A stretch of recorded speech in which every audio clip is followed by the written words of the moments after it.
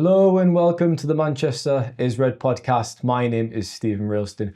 We're recording this episode on a Monday afternoon, and just as usual, before we get into it, we're going to have a quick word from our sponsors, NordVPN, the fastest VPN in the world and an absolute essential traveling companion. You can use NordVPN on 10 devices with just one account, easily switching your virtual location to access apps and websites in other countries. But if you're out of the country, make sure you've got NordVPN to be able to use your subscriptions and watch the live sport that you might miss. If you're at home, use it to see if you can save money with products that might be cheaper in another region. Go to nordvpn.com/Manchester to get an extra 4 months on the 2-year plan. The link is also in the podcast description. I'm joined by Samuel Luckhurst on today's podcast. As usual, you might notice if you're watching on YouTube, it's a different setup. We're usually in the office podcast studio if we do record in person, but we've got a makeshift setup today as the studio is getting a bit of a makeover. Samuel, how are you? I'm fine, thank you. I'm fine. Are you warm? Because I'm absolutely freezing. I'm as cold as Ruben Amorim's summary of this Manchester United squad. It was a lifeless performance. There was a goal. It was a penalty. And we talked about the Southampton game, and obviously United got away with one. Ahmad turned the game on its head. We said on that podcast previewing the game this weekend that United need to perform better. And they've just took another backward step. It's 1 step forward and 5 steps backwards at the moment, isn't it? That was just a horrendous performance. Yeah, the players paid homage to Denis Law by playing like the relegation fodder that he condemned in 1974. That was the sum of their tribute to him. Nobody should be surprised by the result. Nobody should be surprised by the performance. Brighton have turned over United a couple of times in recent year. It was 3-1 last season. And Brighton have got those 3 wins with 3 different coaches. And I think someone said they've used 33 different players in these 3 wins they've had at Old Trafford, which is a hell of a lot of churn. But Brighton have run very, very well. They recruit very, very well. And I said it, I think, nearly 3 years ago when United got tonked 4-0 down there under Ralph Rangnick, when Moyes was rightly pilloried all those years ago for saying United aspired to be like Manchester City. The club United aspired to be like now is Brighton, because you've got a clear thread there, you've got an identity there, and you've got really, really good recruitment. They had a midfielder yesterday who, hold my hands up, I'd never heard of, or certainly I would never have recognised him, and he completely ran the game. And that's what Brighton do. And Manchester United make expensive mistake after expensive mistake. This team, this squad is small time. When they're in underdog mode, they run like dogs, as you saw at Anfield and the Emirates Stadium. In the 2 games this past week, they made a dog's dinner of it. Even against Southampton, they were minutes away from one of their most humiliating results in the Premier League era. And certainly against Brighton, you think of that VAR call in the second half that went in United's favour, quite rightly too as well. Now, a good team is galvanised by that decision going in their favour, that momentum swinger. And Brighton got better after it, and United got worse after it. The only attempt on target United had all day was the penalty from Fernandes. I can't recall them even coming close, like having a shot that just went wide. Match of the day put a mishit Fernandes shot that went well wide on the highlights. I think that was just out of diplomacy, really. But ultimately, these set of players, they are small time. They're not good enough. You go through that squad, and I'm happy to go through it because they you might as well do. They've got 2 goalkeepers who aren't good enough. The jury verdict is in now on those 2. They don't have, the 2 right backs they have are not good enough going forward, which for a modern right back you can't get away with that. Half of the centre backs shouldn't be at the club. The 2 left backs are utterly unreliable, be it form or fitness. They've got 2 relatively raw midfielders whose backup are 2 midfielders who turn 33 next month, and they're not getting ahead of the academy graduate who just runs around, really. It's not his fault, he's committed, Toby Collier, but that's the way that's working there. Half the forwards, you don't know whether they're staying or going this month. The two strikers are not good enough to be starting strikers for United. And they're a one-man band in attack with Ahmad. And some people have said recently, just because of a couple of underdog performances where they punched above their weight, that, oh, this Manchester United team isn't as bad as people say it is. Yes, it is. They're 13th in the Premier League after 21 or 22 games. They've lost 10 of those games. They've lost 7 games out of 12 at home at Old Trafford. That's not happened since, what was it, 1893 to 94. So we're going back, this club where anything that can go wrong will go wrong, and where records somehow seem to tumble still. They've tumbled another one here, going all the way back to when Queen Victoria was on the throne, when United were called Newton Heath, and 17 years before Old Trafford opened. This is how bad this Manchester United team is. What was it like to be in that press conference at the end of that game? Because when Ruben Amorim produces a quote like that, we are the worst team maybe in the history of Manchester United. Incredible, isn't it? Yeah, I mean, the first... Not in a good way, I will add. No. I mean, look, it is great copy. Like, from a journalist's perspective, it is absolute box office. You would never, ever have considered a United manager ever saying those words. The first question is always kind of like it opens it up to it, and that was okay. I asked the second question. I asked him, what have you learned from this past week? And he said that the opponent's better for us. I thought, oh, that's good copy. And then he said, and I'm not having an effect on the players. And I thought, well, that's a good line as well. And then it was a response to a question that was about, like, oh, it can't be good for Manchester United fans to hear what you've just said. Like, quite a tame, tepid question. And as I've said before, Amorim, whatever the question, he tries to give a good answer.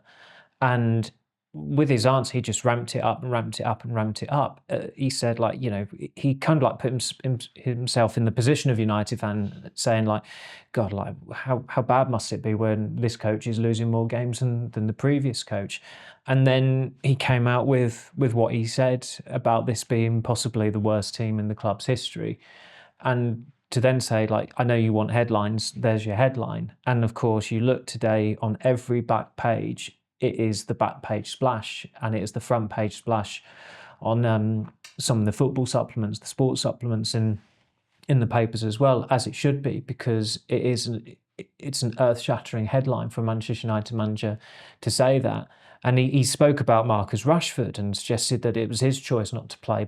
And on another day, that would be the top line, that would be the back page splash. But what he came out with, I think, possibly topped almost anything any other United manager has said in my lifetime. And that obviously, of course, includes Ferguson. But Ferguson never, ever, I mean, he never had to come out with anything like that. And he would come out with some pretty incendiary words at times. And like the famous one was the rant. Well, I just got to come on to that. April 2022, wasn't it? Ralph Rangnick said you need the open heart surgery. Yeah. I mean, what doesn't make sense to me, Samuel, is that quote has been bounded around and rattled around in the years since. And it did have a bit of time where it was relevant.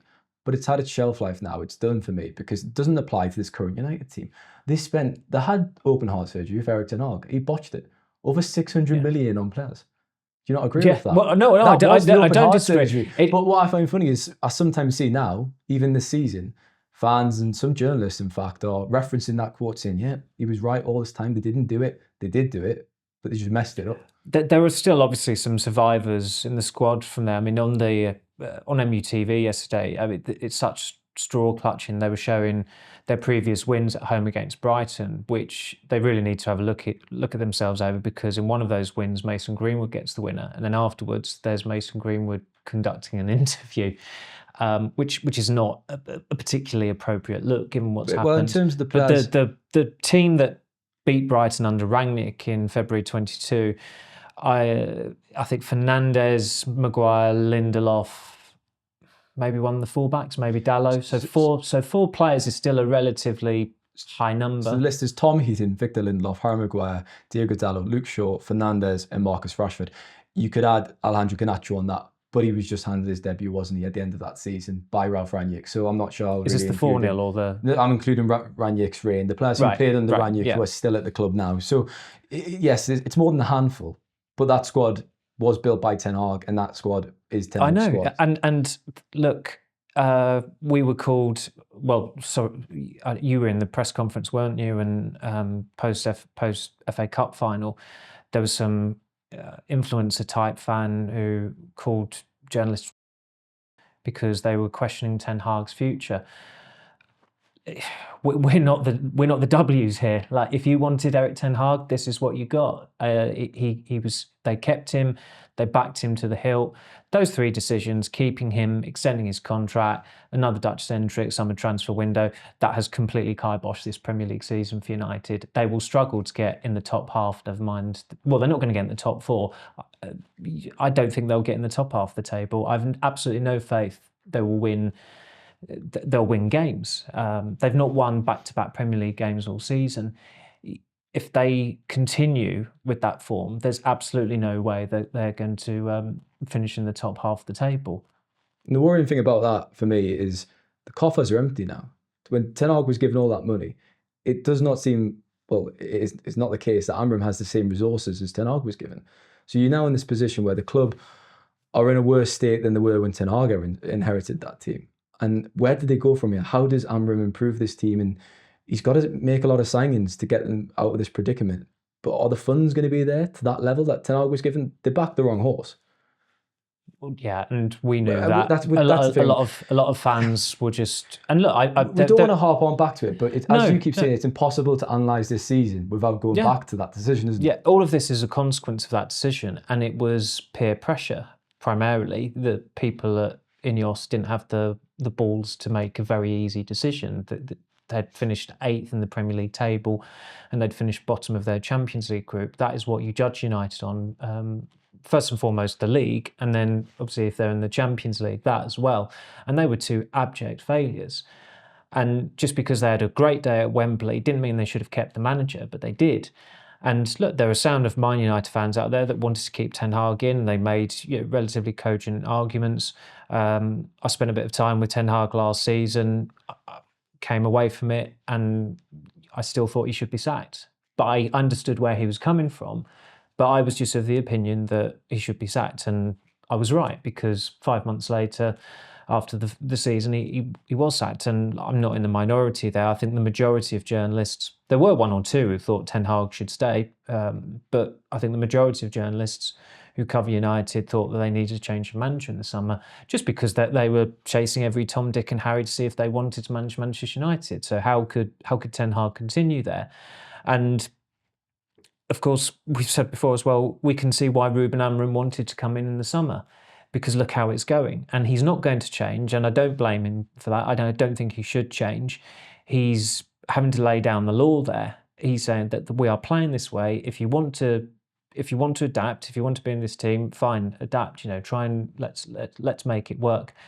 But he is publicising, and he's done it very well today, because it's absolutely everywhere. It's plastered all over the internet. It's on the back page of every newspaper. He is publicising how incompatible these players are. The majority of these players are with what he wants to achieve with his system. And that means that squad will have to be gutted in the summer.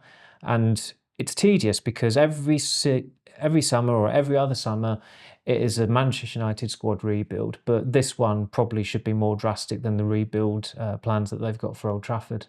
Well, he's operating with square pegs and round holes, isn't he? That's the problem. And they need another 600 million makeover. And where are they going to get that money from? To that extent, to really overhaul the squad as Ten Hag was supposed to do. Should we get into some individual performances then from the game? We'll start with Andre Onana. You just mentioned they've got two goalkeepers who aren't good enough. United conceded from the set piece goal as well, but that howler from Onana, really bizarre. I mean, he makes so many mistakes, but that one is just really strange, because if you look at it from a technical standpoint, he shouldn't be dropping that. The ball doesn't have that much kind of swaz on it. Technically, it's really poor from a goalkeeper, an allegedly elite goalkeeper. We joked on the other month, or we laughed, because our bosses were pushing a survey, which was the best player of the calendar year, so not the season. And Onana was champion for that. And he did have a very good 2024. And he didn't have a very good 2024. I think he did. No, he didn't. And what I tweeted was... No, he didn't. He didn't actually make a mistake in that year, did he? I can't think of of a performance where he really let them down. He the let first part of last season, savable shots he let in. The first part of the season he was awful, and the Champions League terrible. But I thought he showed a lot of character to overcome that. Yeah. Anyways, he had a good year in my opinion. But these mistakes, Samuel, they've just crept back in, and all of a sudden we're looking at the Onana from the first half 6 of months, his first season. Yeah, his first 6 months. Yeah, and he spoke eloquently about how it was a difficult first 6 months settling, and I thought that's why I thought primarily it wasn't so much his steadier form in the second half last season. That's why I thought he'd have quite a dependable second season at the club, and ironically, until Amorim came in, he was actually doing well. He made some big saves, some important saves, a great double save at Crystal Palace back in September. But since as well, didn't he? Fenerbahce, yeah, that was the other one. But since that Arsenal game, where obviously I thought he was really, really quite weak-willed at the corners and reluctant to come and try and claim them. And Arsenal scored, of course, they won 2-0 and both goals were from corners. It just seems to have crushed his confidence, because then a few days later he makes a dreadful, dreadful error from Morgan Gibbs-White's straight shot. And then a few days after that, it's a completely different error, but also egregious at Victoria Pilsen, where he plays a pass where he knows that it looks, he can see that the opponent is coming onto it to square the ball, and United go 1-0 down to Pilsen. I mean, on the Premier League's website, he's down for errors that have led to a goal, which I think is quite a subjective definition. They've only got 4 against Onana, and 3 of them are this season. And I can only think that they must be Gibbs-White's, Cunha's, and the third goal yesterday for Rutter. But yeah, it's how you define it. Mohamed Salah's penalty was savable. I didn't quite realise it at the time, but he possibly should have saved it. The second goal yesterday is absolutely on him. Mazraoui got toasted by Mitoma, but it's on him. Like if that cross was on target, it'd probably have gone in, because he just left it. He didn't do anything about it. It was gettable. It was within his reach. He didn't bother coming from it.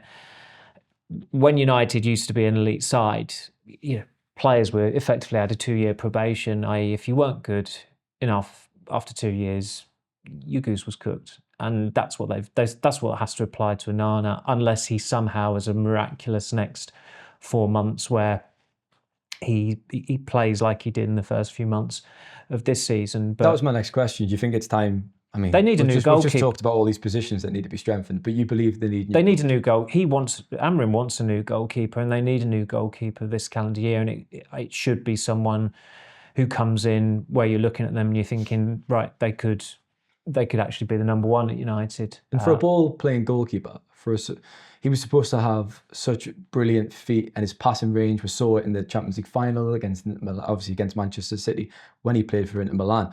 We've not really seen that with Onana, have we? For supposed one of his strengths and his biggest attributes, he doesn't really deliver in that manner each week for United. He gave us a really good chat pitchside at UCLA in July, and he said that I'll get ready. I'm going to take risks, and it was really good copy. And I've not seen these risks at all this season. That whole side of his game, it seems to have been not coached out of him, but maybe he's just abandoned it because his confidence is low, and United have plumbed to new depths this season as well, and he's become a shadow of the keeper that they signed. And look, the circumstances of his signing are problematic as well, because he left Ajax the same summer as Ten Hag. He was available on a free transfer. There were clearly misgivings at the time about whether David De Gea should continue to be the United number 1. A decisive manager, rather than playing the diplomat, makes that decision sharpish. Ten Hag didn't. He waited a long, long time, and in the end it was De Gea who actually confirmed that he was leaving rather than the club. And United spent £47.2 million on a player that they could have had for free 12 months earlier. So however, even the circumstances of his signing, and I know the circumstances of most United signings, there seem to be quite severe issues or problems with the way they've gone about it. But that's another black mark against them. And for someone who nearly cost £50 million to be almost giving up on him, although it's understandable, that's a dreadful, dreadful look. But he is a he's a keeper who was very closely associated with the previous manager, and it's quite natural for a very different coach from a very different background, different generation, to want a different goalkeeper. I've seen some comparisons with David De Gea and how many mistakes he made during his time at the club, and supporters stacking up that record against Onana's. What I will say is it was the correct decision to get rid of De Gea that season. He needed to go. I agree. Just because Onana has underperformed doesn't mean it wasn't the right decision. Yeah, No. absolutely. De Gea cost them in the cup final, and he made some poor errors that season. The Sevilla away game when they went out of the Europa League, I think all 3 goals in that game exposed De Gea's shortcomings, his inability to play out from the back, to come out of his area, and to come off his line for a corner I think Sevilla scored from. So yeah, I've no problem with the decision they took to try and upgrade goalkeeper, but in terms of a goalkeeper who keeps the ball out of his net, I mean, Onana is a downgrade on De Gea in that sense, because De Gea is one of the best that I've seen at shot stopping. And as Roy Keane says, that's his job. That is. Keep the balls at the back of the net.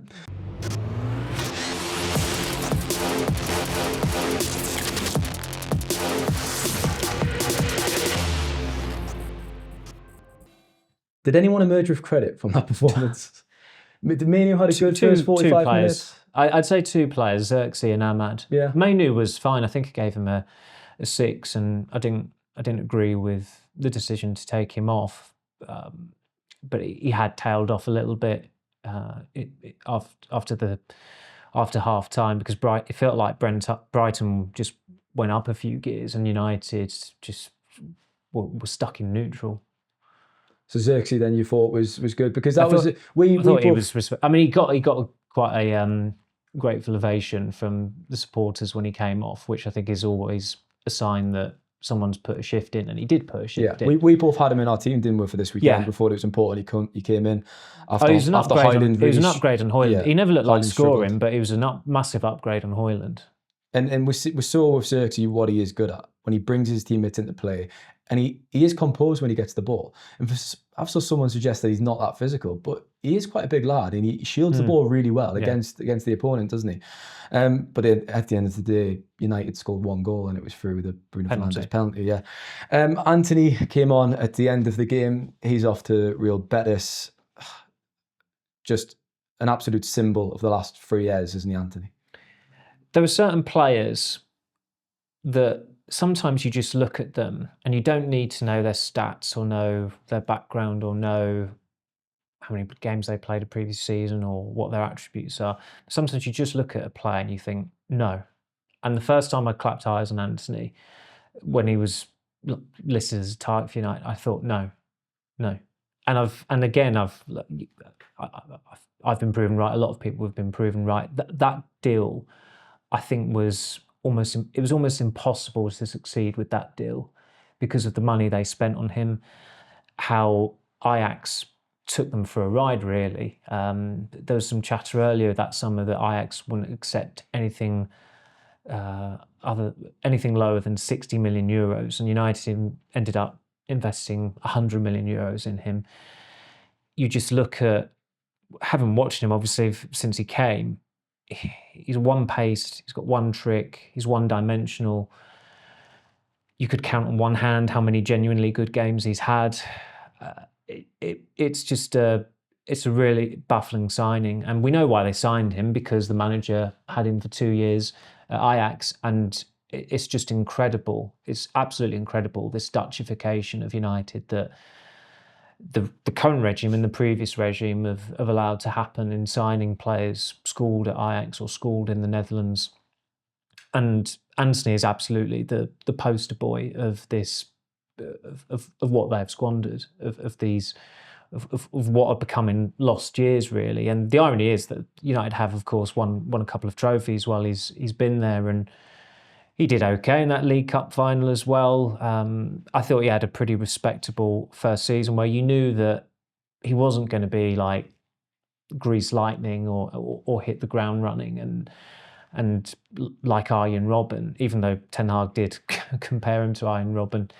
But he's not even Batman's Robin.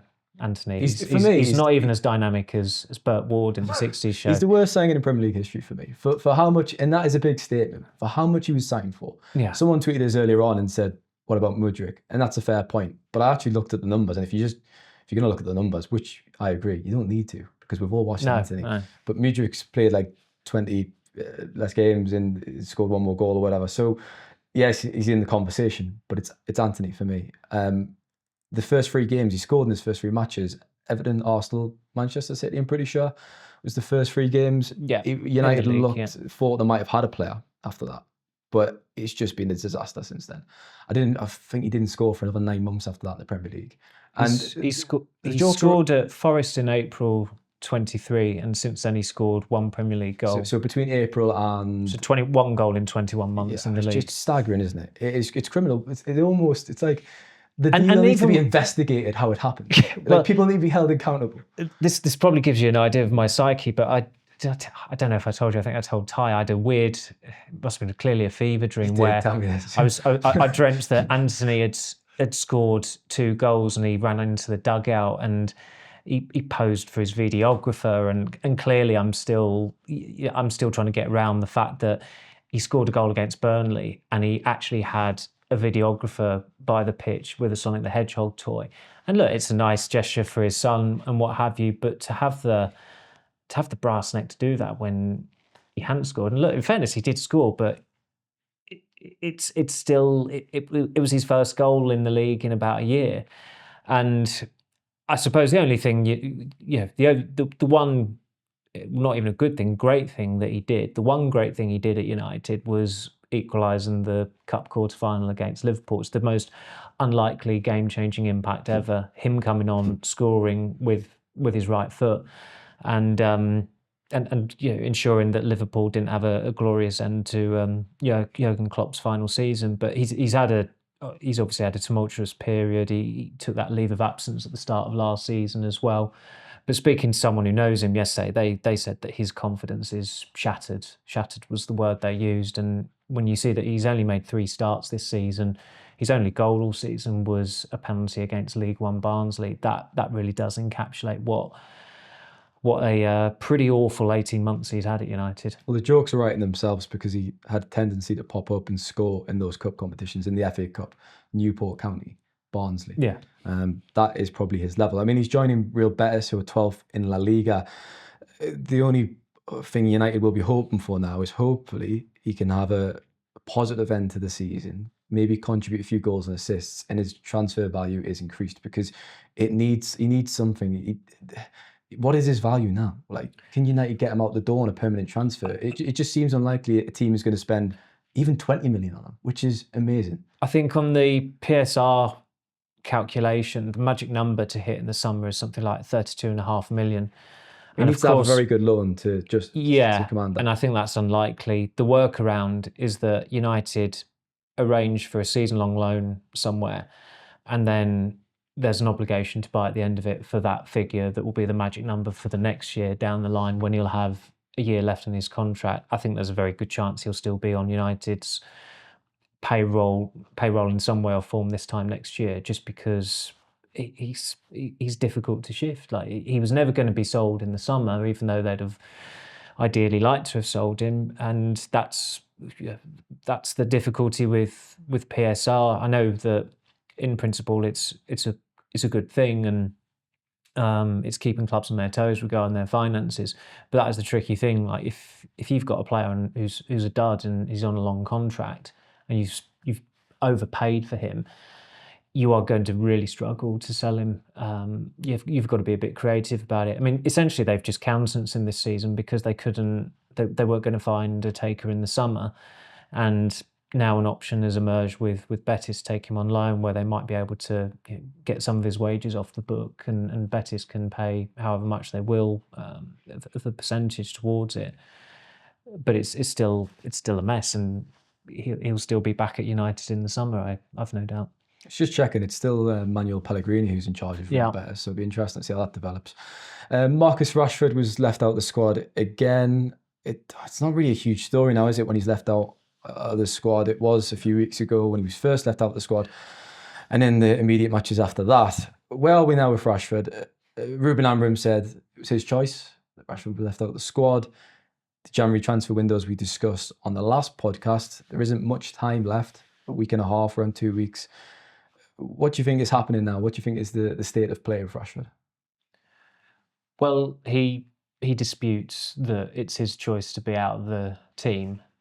And that was a bit different from what Amorim has said in recent answers about Rashford. It's been a topic that he's given short shrift because it has felt a bit extraneous where he's not been in the squads. It was different yesterday. I think maybe where Amorim was a little bit pent up, that's why he came out with that. I think when he was asked about Rashford, he even slapped his thighs. Listening back to it, there's that kind of a sound that's going on in the background. And he also didn't want to pit anything on Rashford because the gist of the question was, he's one of your best forwards, why isn't he playing? I mean, it doesn't work out like that. We both know that, but he was still asked the question and he gave a good answer as he tends to. But something's got to happen within, it's 2 weeks now, isn't it? I still think there's a reasonable chance that something will happen just because when push comes to shove, do United want to be saddled with him? Does he want to be marooned at United for the rest of the season under a coach who's not picked him in, 8 or 9 squads running? So it's in everyone's best interests that he move elsewhere, but there is an element of desperation. I was told again by someone who would know that certainly when there was that chatter about Tottenham and West Ham, the pitch from Rashford's side was that he would be their solution as a striker. Now, he was privately complaining about Ten Hag using him as a striker at the start of last season.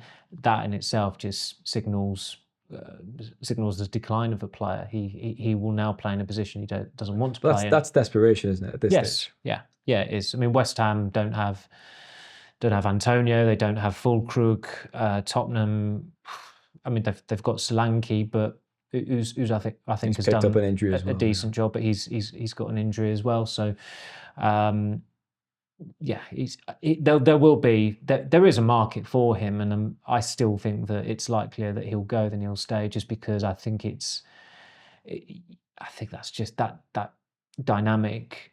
It's not good for anyone to maintain that at United. There is always the possibility that he could stay, but it does feel like it's too far gone now, doesn't it, with Amorim? He would have picked him for a squad. I mean, he was obviously in the squad to face Newcastle, but United had suspensions and injuries that day. And as we've discussed amongst ourselves... I don't think and also, do people... I mean, I struggle to believe that he's training or that he's involved in team training. Well, that's what I was about to say. The club, as you did you wrote about in your newsletter, there's been a lack of squad photos, hasn't there? And it's almost as if that might be deliberate because Rashford hasn't been spotted in these pictures when they have been released, which is really interesting. And there is an open training session on Wednesday because it's pre-Europa League. And if he's not there, and if they say he's ill, I might even have to, say to them, like, I just don't believe you. But I think for those of us who will go there on Wednesday, I don't think any of us really... It would almost be a surprise if he was training with them. And of course, the press officers are present there, and then there's a press conference afterwards. So he will be a hot topic of discussion on Wednesday, put it that way. We'll move on to the tribute to Denis Law, who sadly passed away on Friday. I was at the under-18 game on Friday night when the news was confirmed, and the youngsters came out for the second half wearing black armbands, which was a really nice and classy touch. The under-21s did a minute's applause and wore a black armband again on Saturday afternoon. How did you feel about the tribute before the game, Samuel? Because I've seen a few people questioning the bagpipes, which was a classy touch and nice to see. But I don't think they were mic'd up with it around the stadium, which was, in hindsight, probably a shame that wasn't the case. Yeah, we were given advance notice of it, even though Sky had plastered it all over their live blog about 20 minutes before then. And I thought that is quite a fitting tribute, but we honestly couldn't hear it from the press box, and I would imagine the vast majority inside the stadium couldn't hear it. I had a friend in the Sir Bobby Charlton stand, they couldn't hear it, and they were more towards the tunnel than towards the away end, so they'd have had a better chance of making out what tune the bagpiper was playing. But it is sad. I mean, the nice thing is that I think because he was such a charming and affable gentleman and just so adored, that it has become it's a celebration of one's life as it should be. He lived till he was 84. It's quite sweet as well that his wife, who they got married in 1962, I think she passed away in the summer. And it happens so often with couples who've been together for more than half a century or so for most of their life, that one passed away and then the other one passes away quite soon after. It's of course it's sad for the families, but I think there's some. I'm not a religious person, but I think there is some comfort to extract from that. And as for the man himself, he's the only footballer whose autograph I've got twice. I mean, one of the most treasured pieces of memorabilia is this book I was handed down by my father called United in Europe, which was written by David Meek, who of course was the United correspondent of the MEN between 1958 to 1995. And some family friends were going to a dinner, and the after dinner speakers were George Best and Dennis Law. And there's a picture in that book of Law and Best coming out for an international game, either at Windsor Park or Hampden Park, I can't remember which. Unfortunately, my book was signed by both George Best and Dennis Law. I think the family friend said that Best was a little worse for wear, which is sadder now than it was then. This was 1998. And then a friend got his autograph again for me when he had a book out about 15 years later, and getting that book, that took me back to when I was 10. And he obviously, I'd never watched him play, of course, but you go off the videos, you go off the footage. There was a wonderful montage by Match of the Day at the start of their programme on Saturday that really encapsulated the man. And this family friend who got the autograph, I first knew him or was introduced to him going to United games when Cantona was in his pomp. And he said, "Oh, he's not the king. There's only one true king." And you saw on the news yesterday from Vox Pops outside Old Trafford, supporters of that generation echoing those sentiments. He's a man that I've never heard a bad word said about, and you can't say that about every player who's ever played for Manchester United, or every legend who's played for Manchester United and passed away. But the case of Dennis Law, it seemed like people just had purely great experiences with him. Another friend who idolised him, and ironically, his father was very good friends with Tommy Docherty in the 70s, and obviously Docherty was responsible for Law leaving United. But he was on the same plane as Dennis Law, and they got chatting and nattering away, and they were in each other's company, going through passport control and what have you to the baggage carousel. And Law waited with this guy, this friend of mine who he'd only just met on the plane, until his bag came through as well. And it's a very, very small thing, but it's something that encapsulates the sheer warmth that he exuded, whoever's company he was in. Our old editor, Alice McKeegan, interviewed him a few years ago, and she said while he was waiting 15 minutes for his taxi, he was just nattering away with her, having just been interviewed by her as well. So I think for those who shared his company or were in his company for a long, long time, they were very, very lucky, because he just seemed like a truly lovely man. Rest in peace, the king of the Stretford End. We'll turn back to the football then briefly to end the podcast, Samuel. We're talking about Ruben Amorim in the first part, and look, results, he hasn't produced a manager bounce as was hoped, but we've discussed that he simply doesn't have the players for it. Is there a point where Amorim starts to be questioned himself? I don't believe that. I think he's been dealt an impossible task. But if this continues for the next 6 weeks and results continue to be difficult, win a game and lose another 2, are people going to start looking at the manager here and questioning, should he do something different with the system? Is he doing the right things? How do you think that will develop if that happens to be the case? He was asked at Molineux on Boxing Day. We were there. He was asked, this club have shown that they're prepared to dismiss someone quite decisively. what do you feel about that? And it does feel like that question could pop up at Craven Cottage on Sunday or Old Trafford next week when they play Crystal Palace at home, because I have no faith in United to win both of those games. I'd be pretty amazed if they did, and there's every chance they'll suffer a negative result in one or both of those games because Fulham are above them and Crystal Palace are above them in the table. But I would argue that, and I said this in a piece, even if they will not go down, there are at least 3 teams that are considerably worse than them who will go down. It's the 3 teams that got promoted, I think. But even if they did go down, I'd say you've got to keep him. You've got to back him because he knows, and he's emboldened to do it. Like Rangnick was emboldened to do it, but he wasn't interim. This is very different. He's emboldened to call these players out because look at the evidence. Look at what's happened the past 18 months. That's not on him. Some of the issues recently have been on him. Dropping Kobbie Mainoo against Newcastle was a daft decision. He's rotated a bit too extremely at times. But the majority of this is on a manager who's no longer there. Members of a hierarchy who are no longer there. Current members of the hierarchy.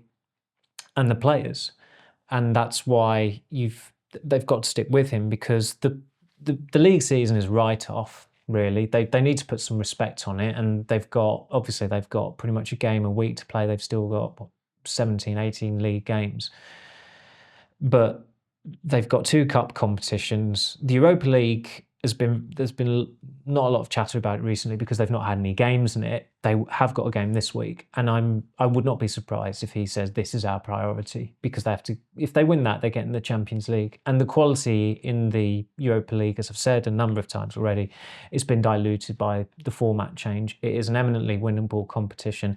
It's such a winnable competition that the 2 favourites are United and Tottenham, who are 2 crashing clown cars of football clubs at the moment in English football. So they have got a chance to still somehow, in this season, which has been their worst season live in memory, with possibly, as the manager said, the worst team ever, they could somehow make it a successful season if they win the Europa League. It feels like it's Europa League or bust. Of course, they could win the FA Cup as well, and that would be treasured and would be great for the club. But the Europa League is... I never thought I'd see the day where the Europa League was more important for United than the FA Cup, but that is absolutely the case this season, because if they have no European football next season, which they won't have unless they win one of those cups, then there's a good chance that there'll be more redundancies and more good people losing their jobs at a football club that, as we discussed earlier, was happy to squander tens of millions of pounds on Anthony's fee alone, never mind bump his wages up 5-fold, I think it was. He was on something like 40 grand at Ajax and he was bumped up to 200 grand at United, which is just mind-blowing. I was just thinking back to Boxing Day when Amorim was briefly asked about his job safety. I think it was our colleague Chris Wheeler who asked it. It was, and yeah. I saw some kind of fans question why that had to be asked. But that's where United are. They're at the bottom of the table. It's a perfectly fair question. And even Amorim responded. He said, "I understand why you've asked that." I remember him saying that. So it just shows you, doesn't it? There's no malice intended. It's just... No, we are like, we're not... some people like to think that we're vultures or we've got an agenda. We're not. It's not about agenda. It's account. We hold the club to account, and we're pretty rational thinkers. We write rationally and we speak rationally about things, and we are reflecting what's going on. Post this time last week, it was a very different mood because United had played out their skins to get an excellent result at Arsenal. That's why it's so frustrating, isn't it? And we'll have 2 relatively upbeat, positive podcasts, which we much prefer recording. It's nice to speak about nice things, and we're here and it's pretty bloody bleak again. Rangers in the Europa League on Thursday night. They're second in the SPL, although it's not called the SPL anymore, is it? I think for sponsorship reasons, but they're quite far behind Celtic. They've done all right in the Europa League this season. And they'll be bringing a very loyal, loud following of supporters down from the Scottish border. Yeah, pull the shutters down, shops in Manchester. I think so. But that's going to be a tough game, isn't it? I mean, we see it every week. Every game is a tough game for United. Every game is treacherous for United. Twente got a draw against them. PAOK ran them relatively close or made it awkward for them. Bodo Glimt gave them a run for their money. These are just the home Europa League games they've had this season, and I hope it's a vociferous atmosphere. I mean, Rangers wanted more tickets. They've been capped at 3,000 and something, haven't they? As is the normal amount that an away team would get at United for a European tie. But there will be probably thousands more in the city centre frequenting it, just because of how accessible it is. And they did pretty much sack the city in 2008 when it was the UEFA Cup final, and a big screen in Albert Square copped out, and thus trouble ensued. I hope there's a few Glaswegians listening to this podcast. Well, yeah. Don't target me, please. I'm no beg beef and train spotting. We're just going with the stereotypes. We'll have a laugh in 2025. Exactly, we are. We certainly are. But it's two of the biggest football clubs in Britain, and these have been raucous occasions in the past when the two teams played each other in the Champions League group stage. It doesn't have that that emotional pull, if you like, that it used to. And I'm not talking about emotional pull for me or fans, but where Ferguson was there as a Glaswegian, there was a real connection there because of his own association with Rangers and being born and grown up in Govan as well. Manchester United is a very different club these days from those days when they did play Rangers, and Celtic as well under Ferguson. But it is still an occasion. I know it's been billed as the Battle of Britain, which is nonsense, because Rangers haven't won the Scottish Premiership in years.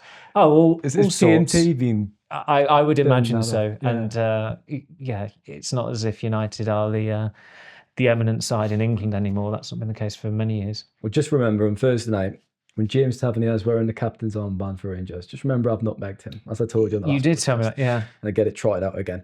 Thanks for your time. Thank you. Thank you very much. Thanks to listeners. As usual, hopefully the audio has been okay today. Enjoy your week, and we'll be back soon. Take care.